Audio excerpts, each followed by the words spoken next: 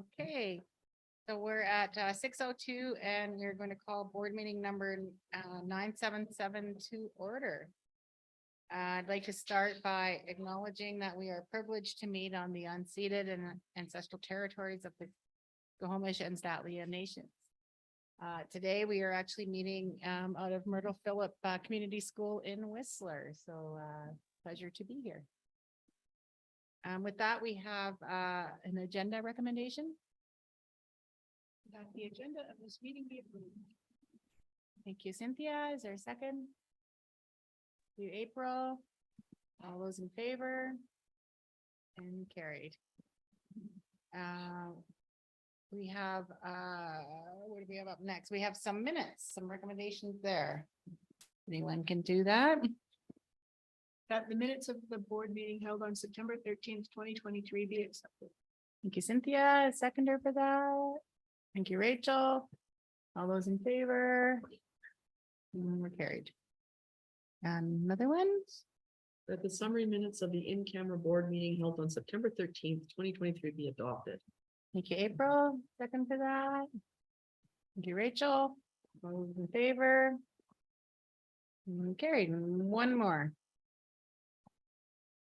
That the summary minutes of the in-camera finance committee meeting held on September 13th, 2023 be adopted. Thank you, April. Second for that. Thank you, Cynthia. All those in favor? And that's carried. So that brings us to our announcements. I guess I will say that it's been a bit of a bumpy start to the year. We've had a lot of things going on in the last month. We've been attempting to meet with our Indigenous Education Council, and that's been a bit of a challenge. Exciting news, I've been asked to sit on the pre-conference panel for Academy. So they're doing what they call fish bowls. So there'll be representation from a number of different groups and organizations, and they've asked me to be a trustee representative in one of the fish bowls. So they're going to throw out some questions, and they're going to have our group. So I thought about it earlier, Melissa, when you were talking about seeing a debate. So they'll have our group. There'll be representation from the ministry and other organizations, and then there'll be another group. So pretty excited about that. For those who can make the pre-conference, I think it's at 1 o'clock on Thursday. So with that, then I've also been at the district office with just some business that we needed to attend to. I talked to my lovely colleagues here on a very regular basis. So it's been pretty busy and a lot going on. But we're rolling and we're doing well. Are there any trustee remarks? I just had one remark. Yeah. I just wanted to mention that I attended the opening ceremonies for the Whistler Outdoor Multi-Use Classroom, and it was a very lovely celebration. We had quite a few community members out, a nice ribbon cutting ceremony. Coincided with their back to school barbecue. And I think I just want to give a big thank you to all the people who volunteered their time or provided their services to get this structure built and looking quite nice and becoming a really fantastic addition to the learning environment at Whistler Secondary School. So thank you to all involved in that. Awesome, thank you. Anything else? Okay, then that brings us to our superintendent's remarks. Thank you very much. I think I'll just piggyback on what Cynthia had shared. I too, along with the secretary and Assistant Soup, were able to attend the opening as well at Whistler Secondary. And I just wanted to share that folks can learn more in-depth information about this incredible PAC-led initiative in the Peak newspaper. So there's a fantastic article there for folks to look at.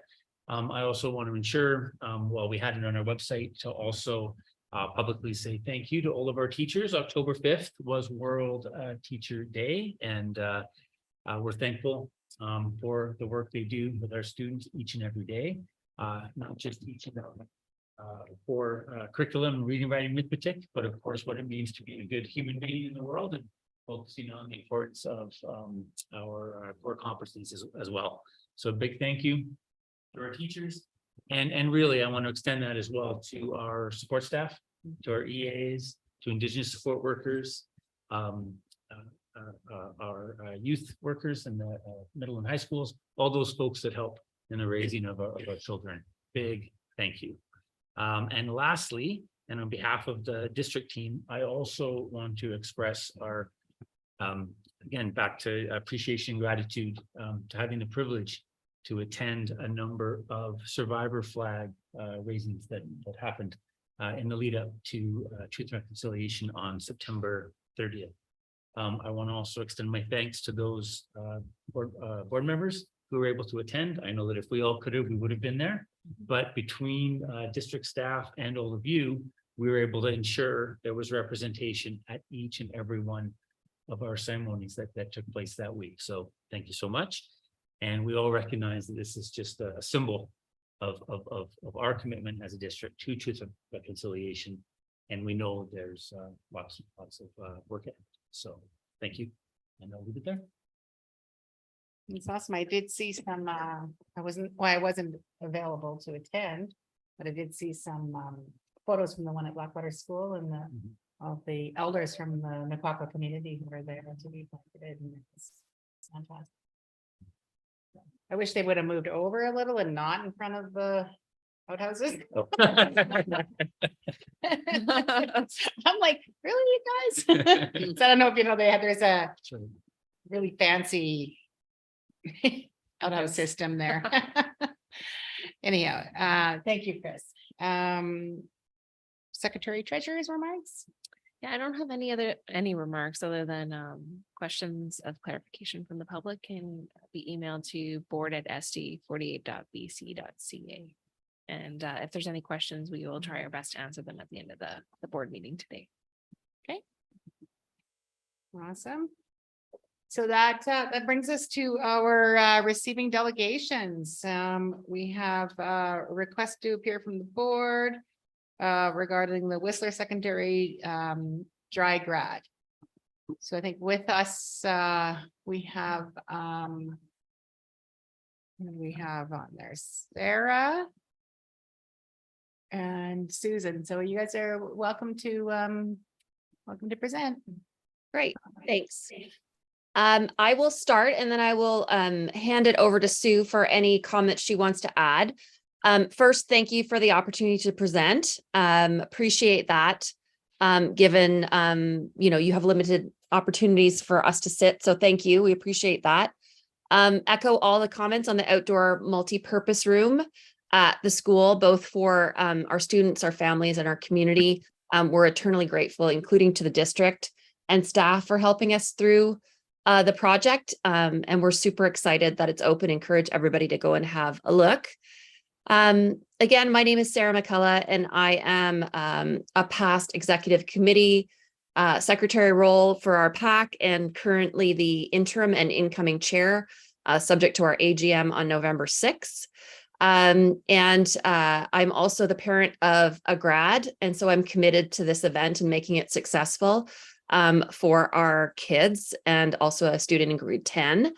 I'm super thrilled that Sue Oki and Jennifer Sopp have already agreed to be the co-chairs of the Parents Committee for Grad 2024, and that includes dry grad. And I want to thank Annalisa Grambois and John Hall for their support from school, particularly John for supporting the Student Grad Committee. And I will let Susan add comments from their first meeting. They've already had one, so we're setting things in motion early to make sure that we are well prepared. A couple of key messages on dry grad. I think you have the application, but just a couple of things I want to note. We have a tremendous well of support from our grad parents, not only our co-chairs, but I think more than 20 volunteers from grad parents to support the successful year, including dry grad. We have leads from grade 11 identified that support dry grad and create a seamless transition that we are benefiting from right now. So the people that are on the committee this year for dry grad were able to experience it last year during dry grad. And we have the support of last year's lead, Shauna Hardy, to help us again. Couple of main things that we're focused on. Obviously, supervision is key. It will be a collaborative effort with volunteer parents, admin, staff, security personnel, and we will run as a single team to execute this according to our commitment to have a drug and alcohol-free event. Procedures are essential. We have those in place already, and that includes decisions with respect to compliance with the rules that we set, drop off and pickup, no re-entry. Dry grad includes parents who are participating. That's all set up, and we'll be running according to those successful policies and procedures. Similar to what was done last year, we really use this opportunity to make sure that, whether it's since 2020 or 2021, we're continuously improving. So we've debriefed last year, added that to this year's plan so that we can make it better every single year. We are looking at a venue that we've used before, which would either be the Sliding Center, the Fairmont, or the Westin.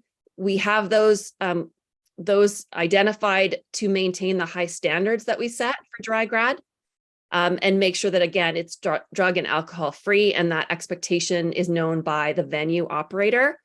We'll have the same program, tried and true with success, including having on a midweek, which has worked well and continue to work well, that it doesn't spill over into weekend events. The kids are in school the next day.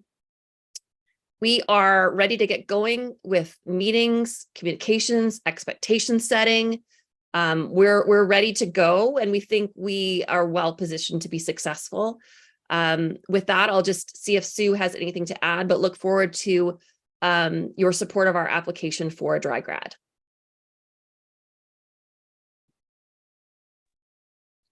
Thanks, Sarah. That was very comprehensive. I don't know if there's much I can add other than we have met as a parent group, and I was impressed with how many parents are interested in volunteering and taking a lead in this, and how many of the grade 12 parents were involved in the grad last year. So they have a sense of what is expected. And then we also had a meeting yesterday with Vice Principal John Hall and all interested grads who would like to be a part of it. And there were 35 grads there. And also they'd sent out we set up sort of a survey for the grads to get their input on what they would like. And 74 grads replied within 2 hours to the survey. So it feels like there's a strong commitment on the part of the grad group this year. And John Hall, the vice principal, commented on that. He feels like there's some really positive leaders in the group, and they're going to get this job done with the help of the parents and the administration. So the meeting was really successful, and they are ready to go. The grads are ready to go in terms of fundraising. And John Hall took at least half an hour, I'd say, at the beginning of the meeting, just to go over what a dry grad means, what the expectations are, so that we're all on the same page. And yeah, it feels like it's going to be a great event. We're all committed to having a safe and fun event, and also making sure that the event continues in the future. Thank you. Thanks, Sue. That's excellent. Great comments. Appreciate that. And thank you again for taking this on with Jen. Well, it's fantastic. Just one quick question. Are you pretty much following how the prior years have operated? 100%. We have a strong run of show that's been tested and has been successful. And then, as we've learned things, we of course are willing to add anything that's needed based on last year's committee. But we feel really strongly that we've got everything we need to make it safe, successful, and really set up the next year as well. Because what we don't want to do is have an event where we're somehow compromising, future classes' ability to run this event. Yeah. Okay, because I think they have ran very well in past years. So yeah, if you ever met Shauna Hardy, she has I think the run of show is 10 pages long. So She's an event, event organizer, long-term executive director of the Whistler Film Fest, knows how to run an event. And we certainly will, she's willing to kind of help us even though she did last year. So. Right.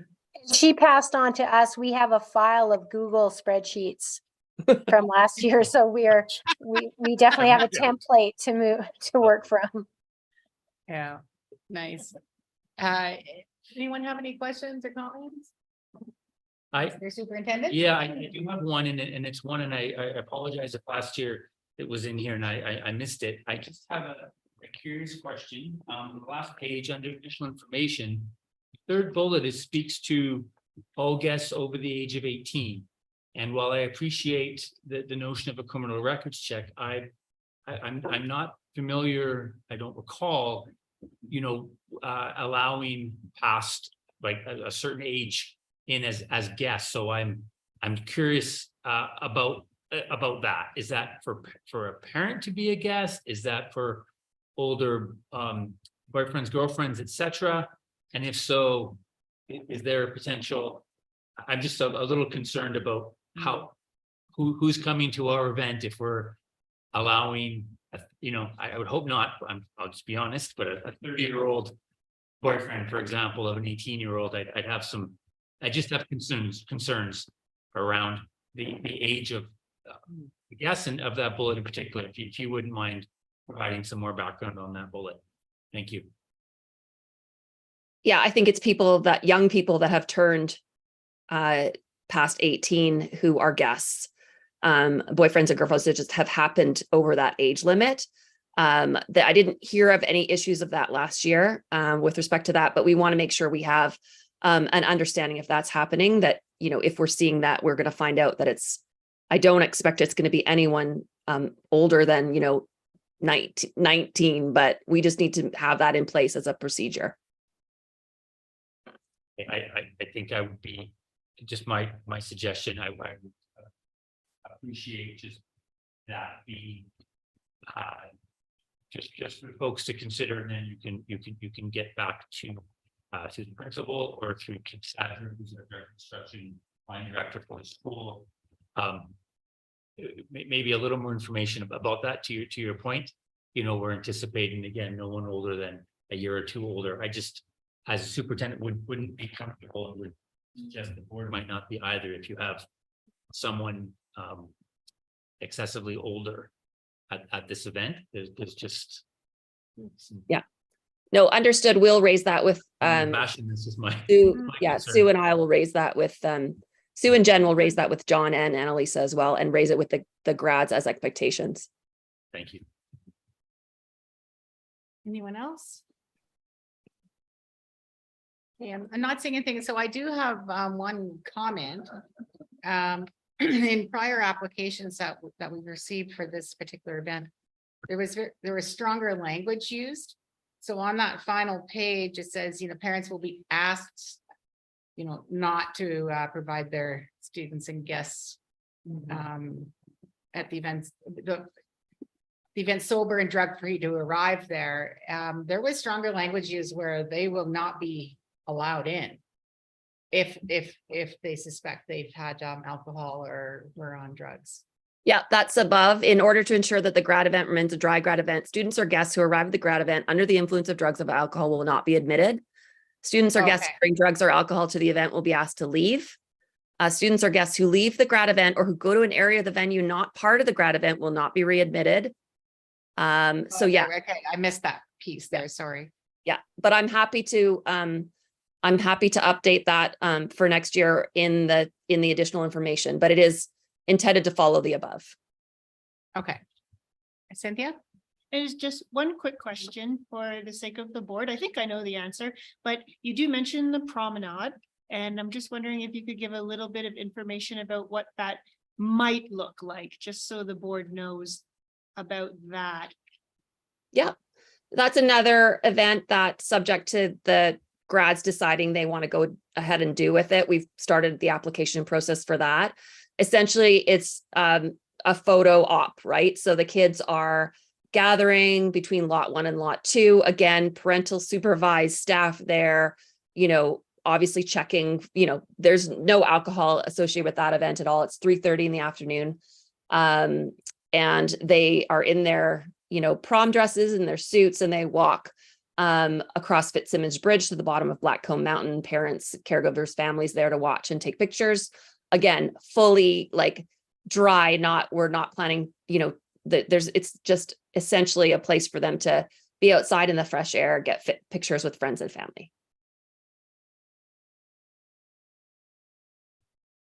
Thank you. Yeah. Sorry, my last part, and I'm sure you have it in here. I know you've got those spreadsheets. It's just, I appreciate you working with administration on this, and things like ensuring that there is the security company is bonded and is in place.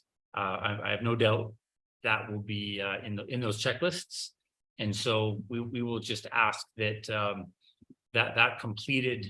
those completed forms for those important aspects that are necessary are just provided to Kim Sadra via administration. And then we just have that confidence, and I have no doubt that you'll be able to secure that, but it's just that paper trail for the board to know that the things that are promised in here are in place prior to the event.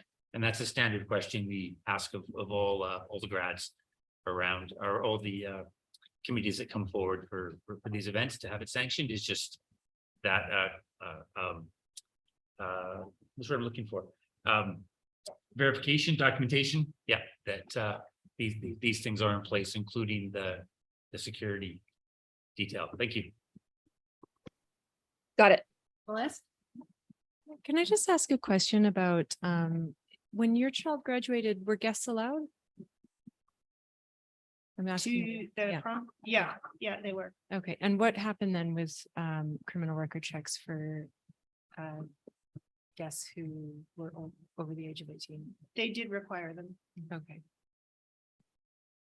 So you could have someone who didn't attend the school come and be your guest, but you had to have a police information check, If like they were over 18. a vulnerable sector check?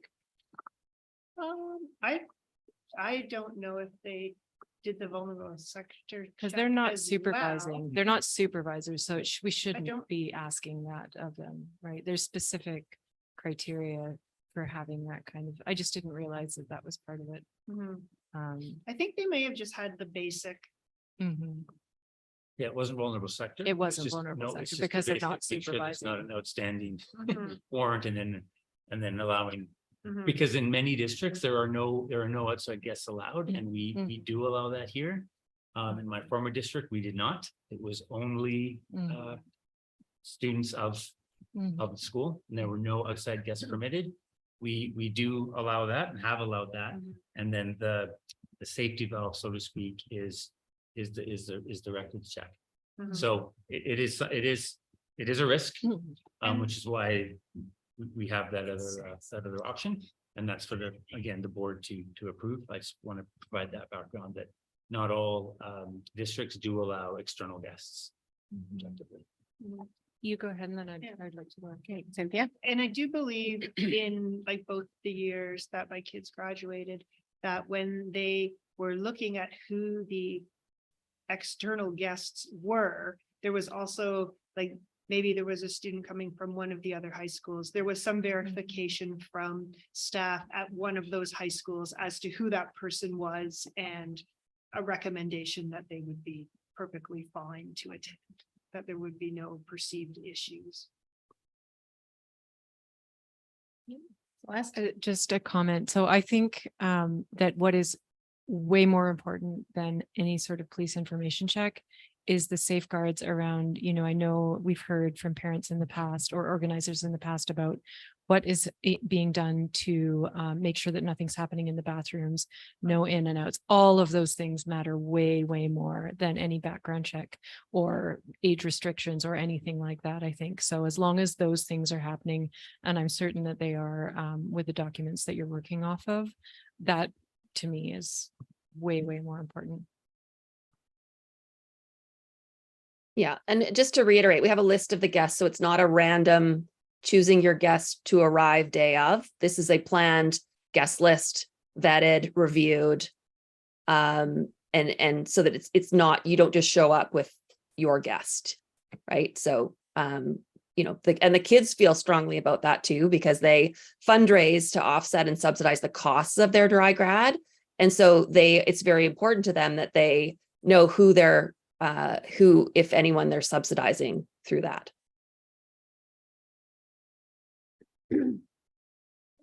Are there any other questions or comments? Seeing none, so remind me again. So the In the board, past? yeah, the board will give conditional approval.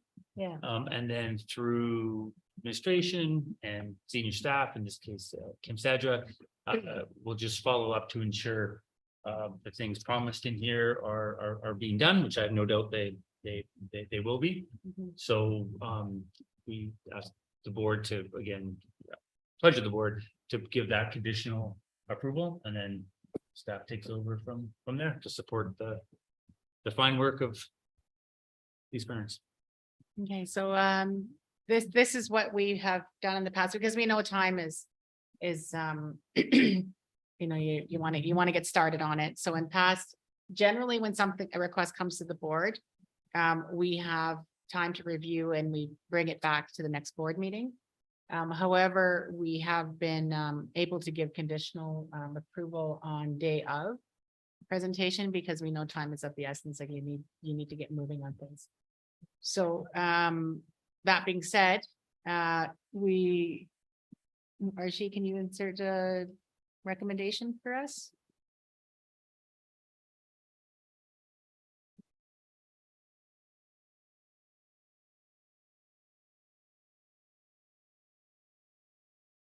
Perfect. So if anyone is prepared to make that motion. I can go ahead, that the Board of Education approves Whistler Secondary Schools dry grad plan as presented, contingent on final approval by the district and school staff. Thank you, Cynthia. Second. Turpin will second. Oh, Rachel, sorry. Thank you, Rachel. All those in favor? Oh, Looks like congratulations. everyone, there we go. So that has passed, ladies. Happy planning. Thank you very much. Okay, Good luck. You're welcome to stay on the call. I've got to run, but thank you. It's riveting, I tell you. Well, you guys run a sharp meeting. Way to go. Yeah. Okay, bye. Thanks very much. you. Bye. Bye. Bye. Bye-bye. Have fun. Okay, so no student or staff presentations. Any trustee items? Seeing and hearing none, board committees. So today we had our committee of the whole. See, predominantly we were working on our calendar.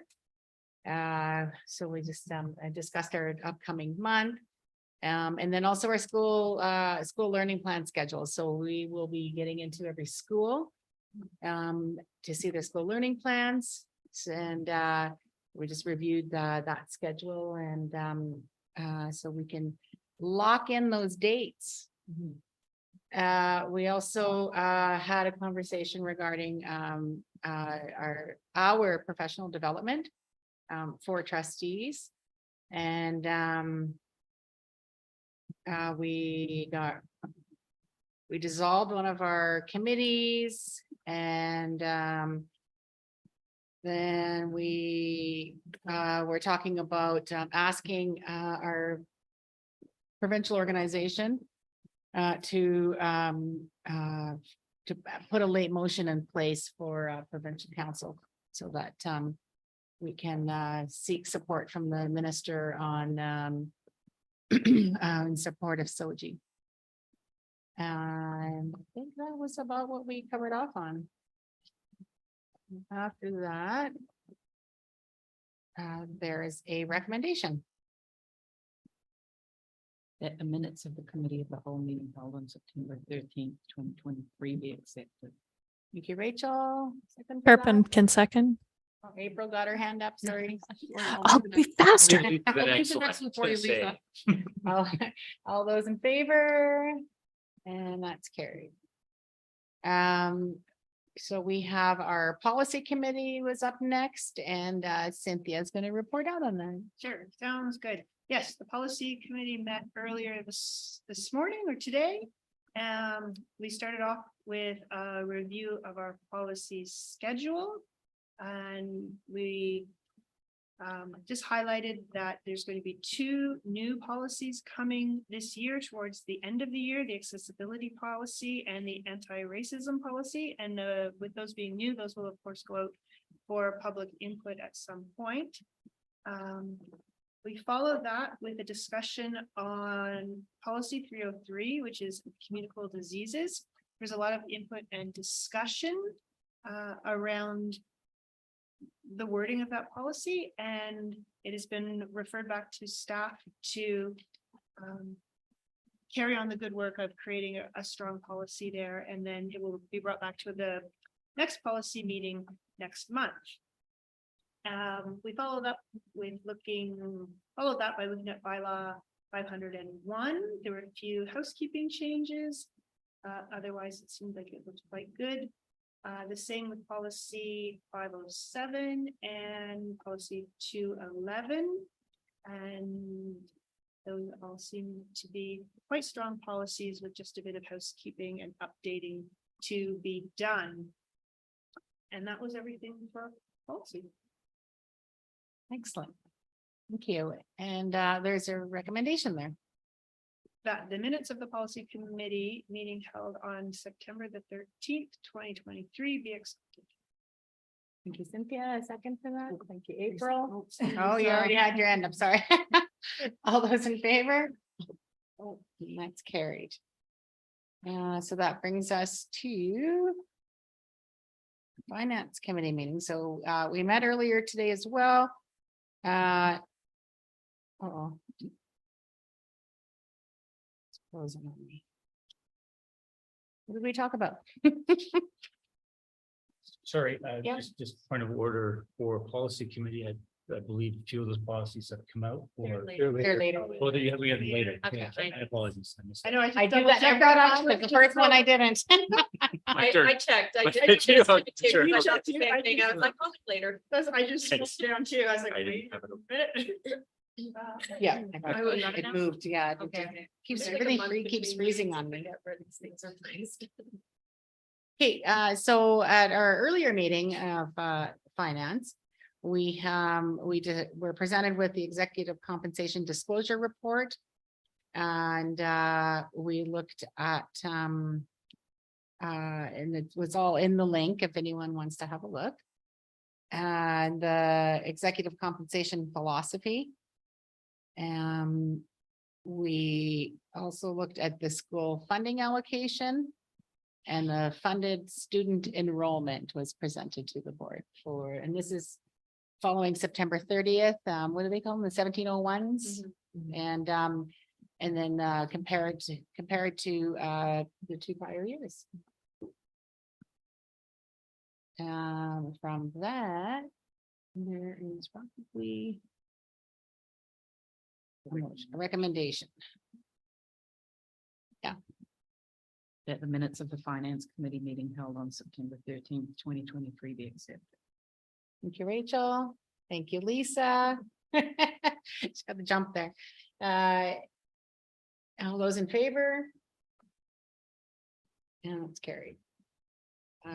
Indigenous Education Council, as I mentioned earlier, we have had two scheduled meetings and both times we're not able to achieve quorum.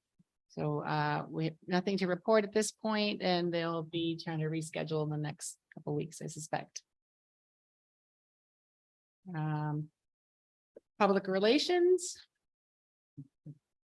Nothing to report. Celeste or Rachel? Okay. Early Learning Committee. This where we announce it's been dissolved or? We feel it's met good. So it has met the mandate of the committee has been achieved and we have dissolved the committee for now. Go ahead. I don't see it on the agenda, and I don't know if I should even mention it, but there was the inclusion committee, which met yesterday. Which I sit as a Right. representative on that committee, and I just wondered if there was, Did we omit? We did. yeah. Thank and I you for- just- thank I you don't for see that. it on here, and I don't know if you want me to report out on it, sort of briefly. What are your thoughts? Yeah. We'll add it on here. Okay, sorry, I should have caught that when we adopted the agenda. Do we need a motion to add or? I think, yeah, you just have to ask for an amended. Friendly amendment. So I'll make a motion to amend the agenda so that. Right. So the, Inclusion committee. yeah, we met yesterday. Okay, Um, one second. alright. Sorry. Celeste made that motion. Is there a Oh. second? And Cynthia seconds. All those in favor? And that's carried. Microphone. Oh, and your mic. You should get your one like what we have. Yeah. I couldn't do that, I don't think. I have a hard time even putting anything in my ears. Okay, so we did meet yesterday. Phil is the senior admin representative on that committee, and I have to say that he does an amazing job. He's very diplomatic because sometimes some of the questions are you know, I wouldn't say challenging is the right word, but difficult to answer diplomatically. And I just want to put a call out to him. He does an amazing job of answering very clearly and being very transparent, but also very diplomatic, very diplomatic.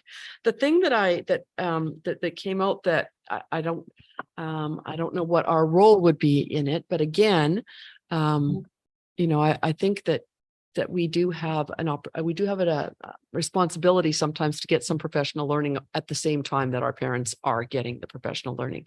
And this is another one of those times. So what they're looking for is a parent advocacy training. That's what they're wanting. And I can't remember the name, Susan something. Do you know, Chris? Could I turn to you? There is a name of a presenter that they're working on getting. Her name is, Her name. yes, well, but Susan it's- something, Yeah, I and she think. has experience with boards. Right. And with parent groups to help. Right. Do this fine work, and we're full support of that. And I think that there's two pieces here. There's the piece around educating parents on the process, on how it is that we assign a student for an IEP, and how long it takes and all of those kinds of things. But then there's also another piece about how they go about advocating for their child, which is what I believe was the impetus of forming of this committee, right? It's parents who want to do it, want to follow the proper channels, want to be very informed about how to advocate for their child, but the bottom line is that they want to be able to advocate for their child. So my only thought on this is that if this happens and there is this parent advocacy training, that we have a board member involved in that process so that we understand what it is that they're learning, right? At the same time that they're learning it. I think that's all I have to report. Okay, that's great. Thanks. Any questions for April? I'll just Yeah. remind folks, again, really in support of additional education, just in case the public is unaware. We do have some information on our website under families in the Learning Services Department. There's a Learning Services Department overview, which provides just a wealth of resources around special education designations. It's still called special education until such time as the ministry changes the name to inclusive ed, which we're all waiting for. It describes the school-based supports available, district-based supports, the structures and strategies in place, as well as a lot of information about the IEP, our navigating concerns. But again, anything we can do to help ease the process for folks, I think would be welcome. And my final suggestion is, and thank you for the suggestion about a board member being involved in that process. I would just say, just for our next board meeting, a committee of the whole would be, I think, the forum for that Right. discussion and Okay. have and then talk about someone who'd like to do that role. Right. Thank you very much. Awesome. Thank you. Okay, so from there, then we are a general, there's no business arising. Information items, SD 48 communicable disease plan. Yes, that's me. Thank you. So just an update. When we had our previous board meeting, and we're doing the year ahead, we talked about the communicable disease plan. And I had shared that, it was relatively staying, the same. And that we had heard there wasn't, any, big changes happening. So we had our current, plan up on the website. Since that date, literally 2 weeks later, the Ministry of Education, with Public Health and BC Center for Disease Control, did update the communicable disease plan. So that has been updated on our website. And what folks will note, the biggest change is it's no longer called the COVID-19 communicable disease plan. It is simply a communicable disease plan. So moving forward, all districts will have a general communicable disease plan. And while there's reference to COVID and other respiratory illnesses, it's a more general plan now. So public can be assured that the recommendations in there are in place and are in every school. And again, until such time as there's guidance and consultation with public health about any changes, this will be the standing communicable disease plan. And this is the template that was provided. It's very, very similar to what we already had, except the reference to COVID-19 specifically has been taken out because it's now the overview communicable disease in general. And on that note, I will just remind everyone who's zooming in or who will review this later. It is cold and flu season, and we just want to encourage everyone, kids, families, staff, to just follow those procedures. As we know, the best thing we can do, stay home when you're sick, wash your hands. Thank you. Thanks, Chris. And get vaccinated. That's important too. All right, any further discussion? Okay, seeing none, then we can move on to our enrollment update. Paul, you are up. Okay, sounds good. So Archie, would you be able to put the presentation slides up on the screen? Thank you. Okay, so the first slide.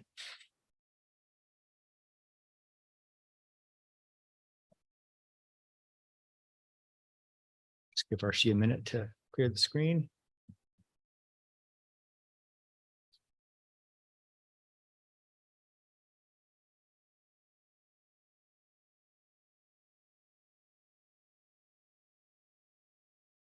Okay, thanks, Archie. All right, so I think at the first board meeting, I gave a preliminary enrollment update and mentioned at that time that it was subject to change. And so that was indeed the case. These things do change. It didn't change significantly, but this first slide is just some highlights, and this is about head count. So I'll just take a moment for the sake of the public to describe kind of what we mean by when we talk about enrollment by head count and enrollment by FTE and how they're different and why that's important. So enrollment by head count is just simply the number of students that we have attending our schools in the district. FTE or full-time equivalent is different in that we could hypothetically have 5,000 students by head count, but at the high school level, some of those students might be taking an additional course here and there. So a full-time course load would be 6 courses over the course of the year. If some of those students happen to be taking the 7th or perhaps even an 8th, in some cases, the district gets funded for those additional courses. So that would mean that one student is funded more than 1.0 full-time equivalent. Sorry, Paul, just to interject. It's 6. It's so eight courses is a full. Oh, I'm course sorry. load, and I'm sorry. the 9th course is Yeah. additional. Right. Yeah, my apologies. Don't want any kids out there thinking you're going to take 6 courses. Right. Yeah, this is the elementary guy speaking. So yeah. Okay, so thanks for that, Chris. So we have approximately 5,100 resident school age students. And that includes distance learning K to 9. We did not include 10 to 12 because we probably have about 250 students enrolled in DL, but many of them are only taking one course or two. So we include those in our FTE, but not our head count because it's misleading. So 5,100 students, school aged. So this is actually interesting. It's a decrease of 2 students from our September 2022, September 30th official 1701 count. So very, very close in terms of head count. And at the moment, we have approximately 165 FTE international students enrolled in the district. That is anticipated to increase somewhat over the course of the year as additional students register for the second half of the school year. Okay, so we'll go to this. What is that compared to last year? That is a good question. I believe it's very similar. I think Pretty in close. last year's report, we had about 160 to 165 students. We're pretty stable Right, all the way around. right. Okay. Yeah. Okay, next slide, please. All right, and then now this slide just shows some highlights with FTE. I believe this is very consistent with the report you had this morning in finance. So this is the number of FTE students, and this includes DL K to 12, as I was mentioning before. So 5,296. This is actually an increase of 26 FTE from September 30th. So that's good news. I think kind of the September update I gave indicated perhaps a decline, but this actually shows that for the purposes of FTE, we've gone up, and it actually represents a 95 FTE increase from our budget projections, which is great because we did have conservative budget projections. And again, 165 international. So the next slide, please, Archie. This next one, we'd just like to show kind of a visual representation of enrollment in the school district. This represents head count, not FTE, and does not include 10 to 12, grades 10 to 12 DL. So you can see we kind of peaked in 2021 and we've leveled off somewhat over the last couple of years. And it's not really even that significant of a difference, maybe 36 students or so. So it's not a dramatic decrease by any means. However, we do anticipate over time that this may continue to decline as our incoming kindergarten classes tend to be a little smaller than they have been in the past. Next slide, please. This next slide shows enrollment by major community in the district. So Squamish, you can see a steady increase over time. The next line down is Whistler, showing a little bit of a decline. And then Pemberton has been fairly steady and actually had a bit of a bump this past year. You can see that significantly at the schools, and particularly Signal Hill had a bit of a bump. Next slide. This next slide is French immersion. So this shows French immersion enrollment over time. Bit of a decline over the last couple of years. It's bumped up a little bit again this year, but keep in mind that these bars, it's misleading again because that bar from 1,079 to 1,009, that's 70 students. So the bar drops down a little bit more than what it looks like it should for 70 students when you're talking over 1,000. So just keep that in mind. So yeah, a little bit of a decline in French, but we've had a little bit of an increase this year over last year, which is great. The next slide shows French immersion enrollment by major community: Pemberton, Whistler, Squamish. Squamish, a little bit of a decline over the last few years. Same thing in Whistler. Now, I have a feeling that there may be an error in the Pemberton stats here, because I know that the French immersion program was full last year. And so I'm not sure why that goes down to 152. So I'm gonna have to look into that. So my apologies. I'll have to look and see if there's an error there. The next slide is interesting. So this shows enrollment by elementary school. So you can just kind of see what the trends are there. The dark blue line is last year and the green line is this year. So some schools, like I was saying before, Signal Hill had a bump in enrollment, just under 30 students.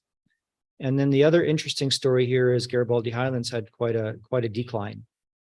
We've known that's coming for a while, but we weren't anticipating that sharp of a decline. So that's interesting.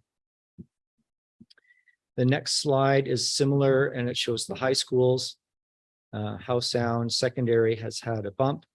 And keep in mind too, these numbers do not include international. These are only resident students. So if you include international, Howe Sound Secondary is actually up above 800 students this year for the first time, at least in recent memory. And I believe that is the enrollment update. Okay. Were there any questions or comments on enrollment? Okay, well, it's a very thorough report. Thank you. You're welcome.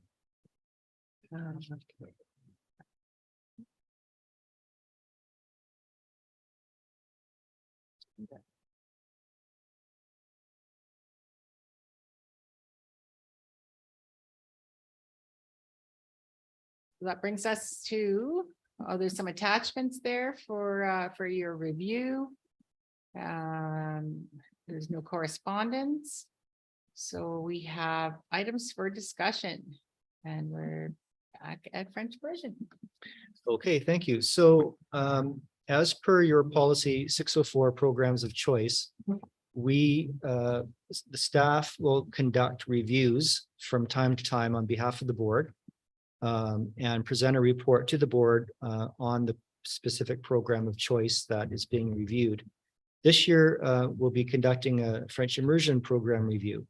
It has been probably 5 years since it's been done. I think it was Jody Langlois, who previous assistant superintendent, who last completed a review. So again, this review is really for the purpose of reporting back to the board, sort of how things are going with the programs of choice, and would include recommendations to the board from staff for your consideration. So what I wanted to do is provide an opportunity for the board this evening to provide me with some of your thoughts on are there questions that you have about this particular program of choice that you would like to provide to me to help sort of design the questions and the information that I will be looking into during the school year. So, you know, in essence, a couple of bullet points that would provide me with some additional direction above and beyond what I would normally do for the review. It's just an opportunity for you to have a conversation and provide some input before we start. Right. Celeste, do you have a question? I can't remember what was included in the last one, Paul. I'm sorry.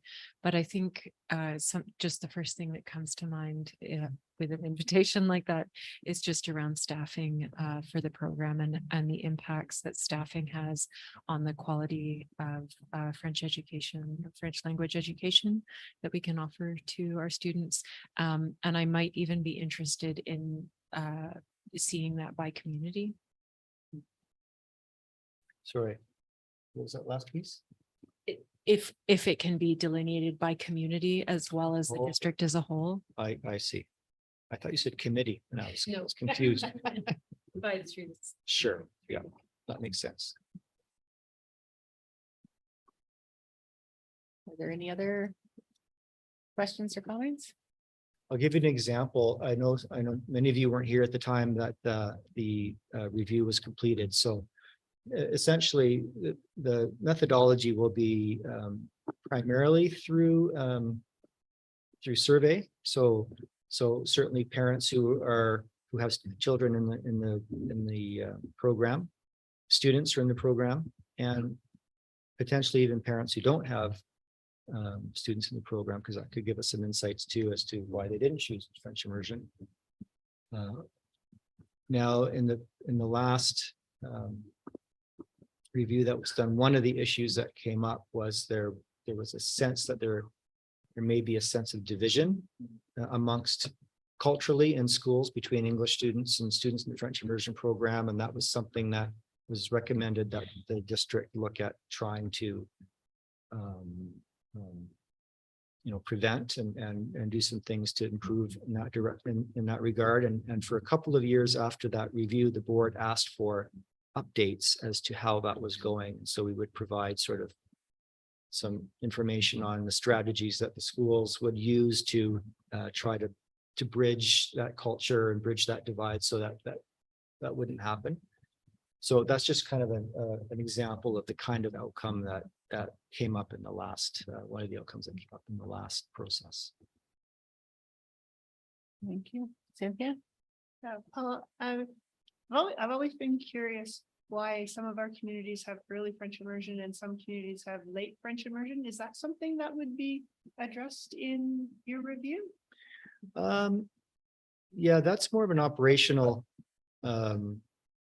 issue in terms of the size of the community and our capacity to have the necessary staffing.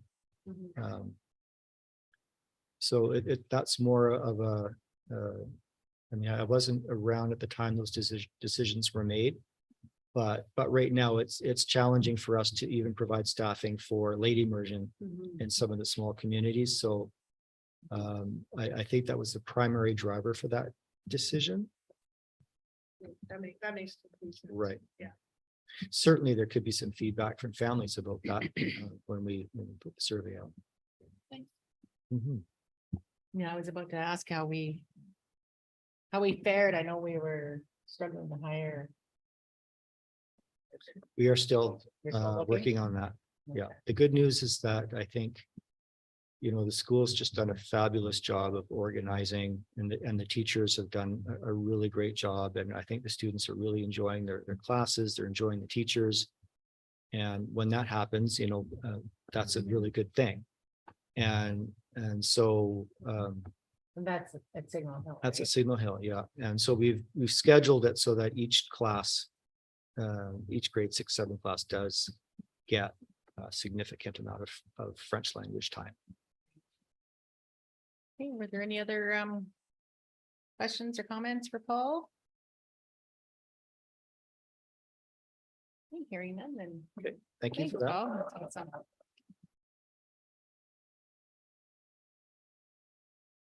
So that brings us to policy motions.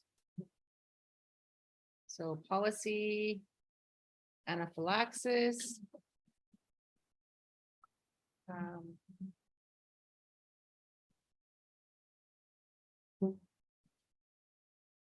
But And I was just my They're friendly backwards amendment. I here or think they should something. be- Yeah, and each one should be separate because just in my opinion. Yeah, something's not adding up there. Just provides for the public, just provides the opportunity for each trustee to express their opinion on each one separately. I don't think they should be combined for that reason.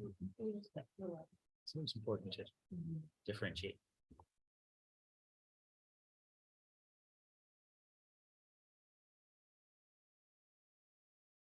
And then we move that up under A.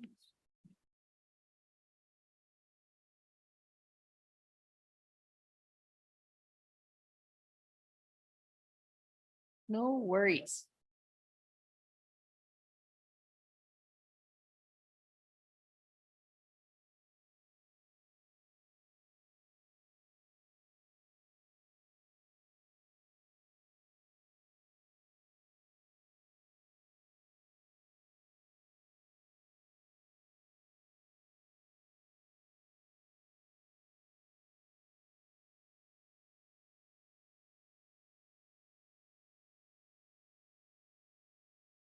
Did you speak to this one already?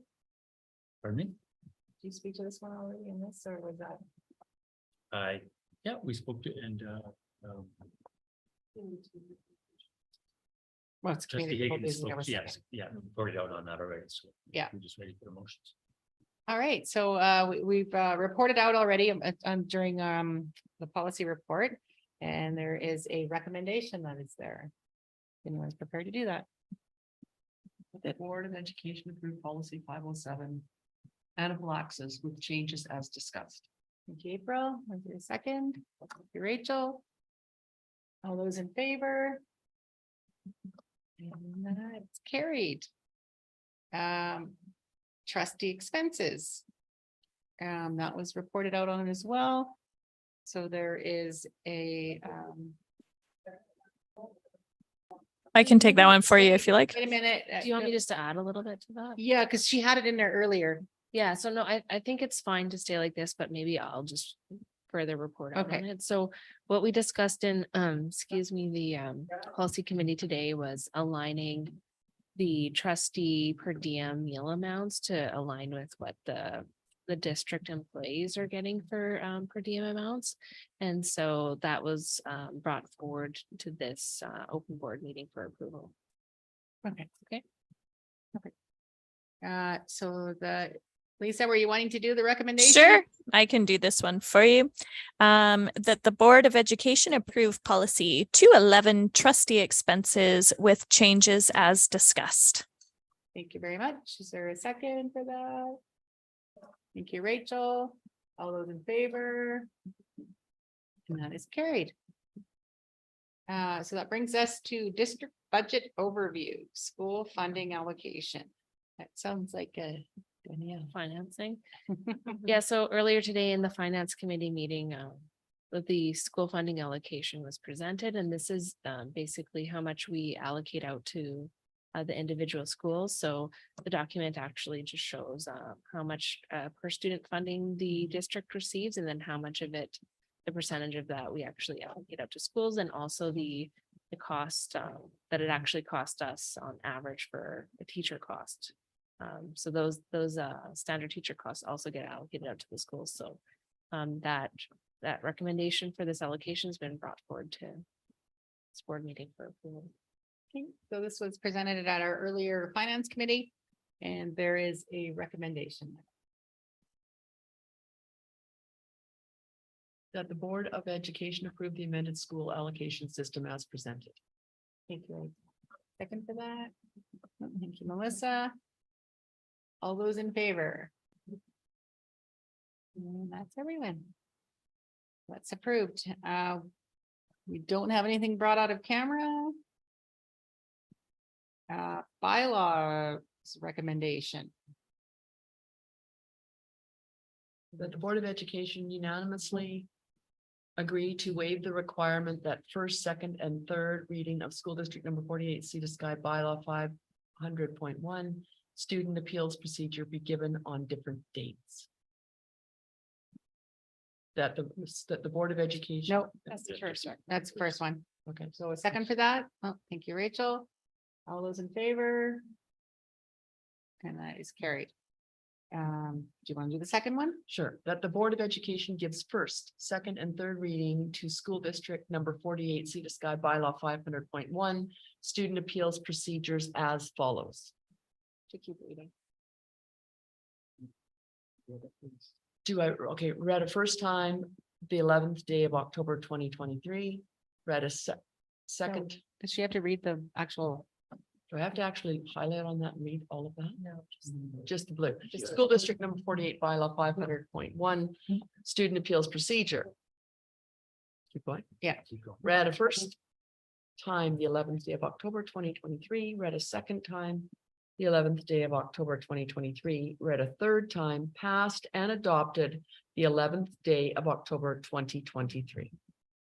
Thank you. Thank you. I wanted you to read the actual bylaw. I'm just kidding. Second for that? Thank you, Cynthia. All those in favor? It's carried. What's our long one that we always? the Yeah. budget bylaw. Yeah. Yeah, Super that's long. what I thought. I thought, oh, I Next signed up for time. something here. So Chris read. we are at the questions of clarification from the public. Nothing, there's nothing. Seeing anything? Okay. So 7:08. And we have concluded the business of this agenda and we are adjourned and thank you to any public who may be out there. Thank Good you, night, Lisa. team. Bye. Thank you, Lisa. Bye-bye. Bye. I have a question about photos. Are we still what?